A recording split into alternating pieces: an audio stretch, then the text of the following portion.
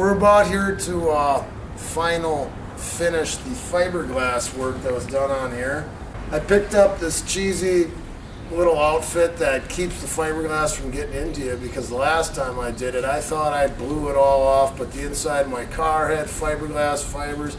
Before I even went in the house, I took my clothes off and I started shaking them, and you can see just fiberglass floating through the air, and it itches really bad. So I wish I had the full goggles with the face mask, and then you wouldn't be getting it in your eyes. But after we end up getting it all roughed out, then we got this stuff called tiger hair, and instead of using the cloth and then you're trying to sand it out and you're going through the fibers and stuff, this has long strand pieces of fiberglass.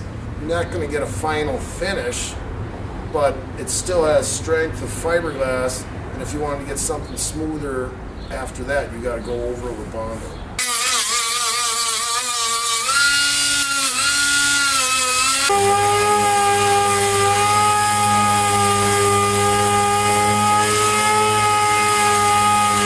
Okay, this is a disposable mixing board. There's multiple sheets, just like paper that's been waxed so it doesn't let your hardener go through it. Like a lot of guys will mix Bondo on cardboard, go to spread it, and the hardener soaks right into the cardboard and you're losing half your hardener. That's why we were mixing it on metal before, but then you still have the residue from the last time you made Bondo, and you're trying to scrape it as clean as possible, but you know, it's harder to work the next time and the next time. And this way, you just peel these off and you got a perfectly good mixing surface each time.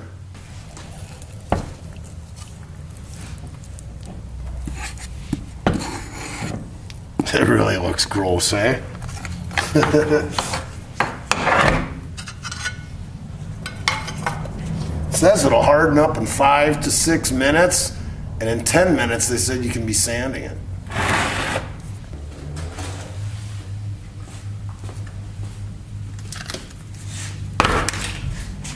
They say to work with a 4-inch, let's see what this is, then 4-inch patch, okay? And then what I always do, what other guys I've seen, oh yeah, you're supposed to mix this up a little. This is pretty good.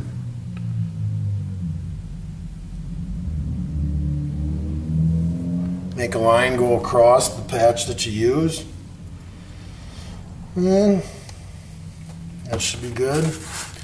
Chop it up, I'm trying to spread it. Now this ain't gonna be as smooth as Bondo. You know, it's gonna be harder to mix up. You can see where the blue washed off. Doesn't want to mix in with that fiber. So it's gonna be harder to distribute that hardener throughout the whole thing, because you're moving fibers instead of that Bondo that's smooth. It's easy to mix Bondo. This is a lot harder. But you can see it's taking that blue hint or tint.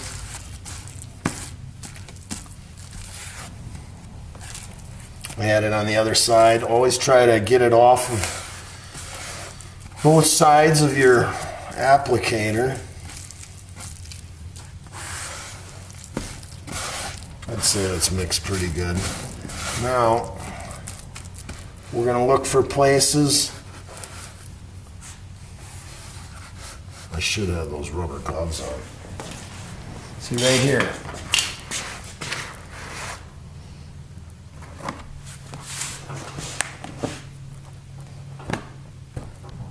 So it's kind of difficult to move them fibers around, but this is just a lot easier than working with that cloth.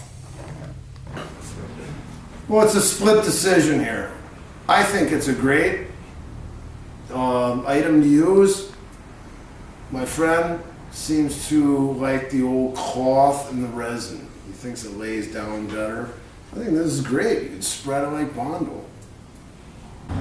All those cracks that were, gone when we built it up on the backside first, and we're filling this up, then we'll be able to grind it level on both sides and get a straight plane.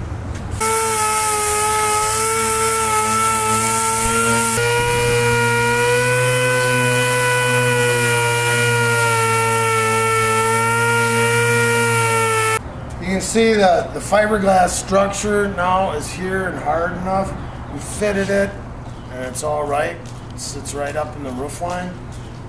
Now the Bondo can be spread so that it's smooth enough so that we can spray glue on here and applicate the vinyl cover for it that matches the same structure as the dash. But if you can ever buy a headliner, I suggest you just buy one. By the time you do all this work, it's a lot of time and money.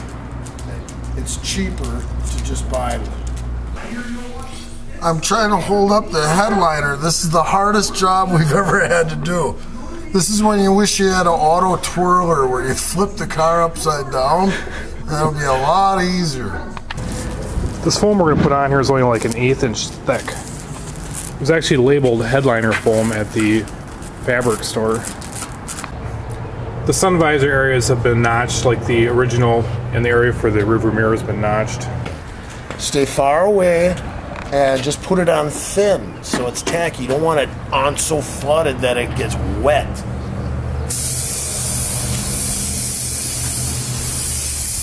It's coming out like silly string.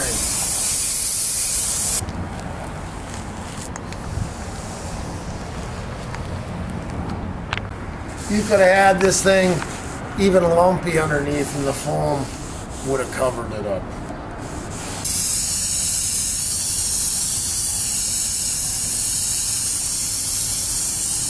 Well, it's glued down.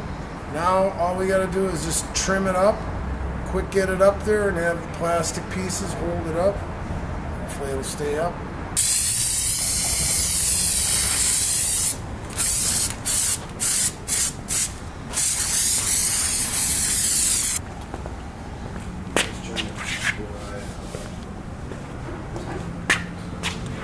And pretty tough to see, but the headliner's screwed up there. Still have some more interior work to do, but figured I'd throw this up now to show you guys where the project is at. To get the body work perfect on this hood, we need to have the chrome on the front. And the original chrome is pretty beat up, and it doesn't fit quite right on the hood. So we got a piece of 304 stainless chucked up on the vise here. It's about the right width, it's about the right thickness, and it needs a beveled edge put on it. Just using the trusty flap wheel and running it across here. We should have done this before we did the body work. This would have set the line so that you can see, come up close here and see where the Bondo is up 1/8 of an inch. That all has to be reworked now so that it comes right to the edge of the trim that we're making.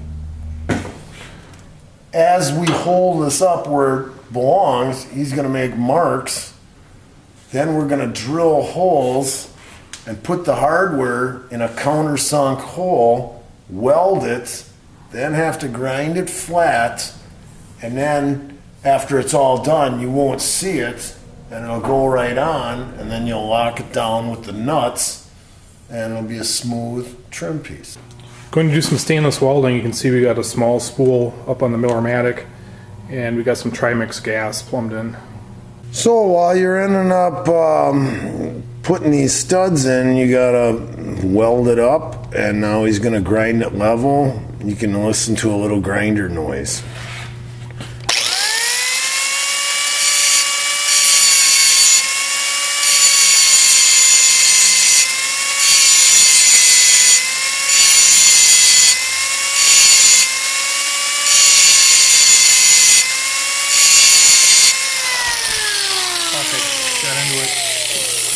So you'll see how difficult it is, and he's got multiple grinders with different types of grit, and try to blend it in.